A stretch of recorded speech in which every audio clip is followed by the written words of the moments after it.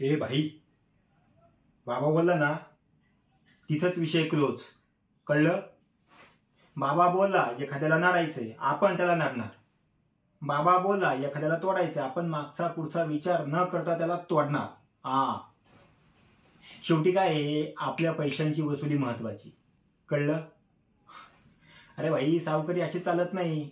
सावकारी करायची ना तर दयावाया दाखवून चालत नाही. असं स्ट्रॉंग राहावं लागतं. समोरच्याला कोपरापासून डोपरापर्यंत सोलायची तयारी ठेवावी लागते. कळलं?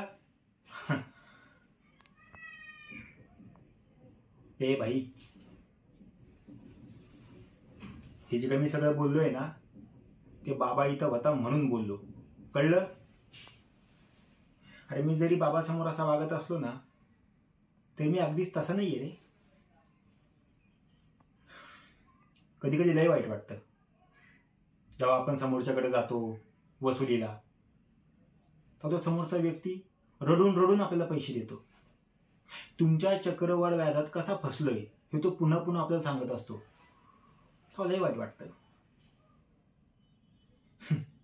पर करे तो क्या करे, गंदा है पर धंधा है, करना तो पडेगा ही. पण एक खरं सांगू तुला,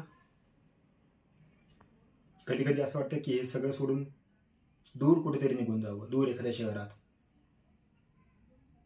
हर्षवर्धन दादासारखं.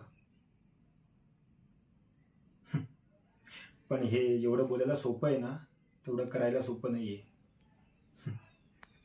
अरे भाई, ह्या घरात इथं मला कोणी सिरियसली घेत नाहीये, तिथं माझं बोलणं काय सिरियसली घेणार आहे. आणि तू काय गप्पा ऐकत बसलाय? चल, वसुलीची वेळ झालीये, चल गाडी काढ.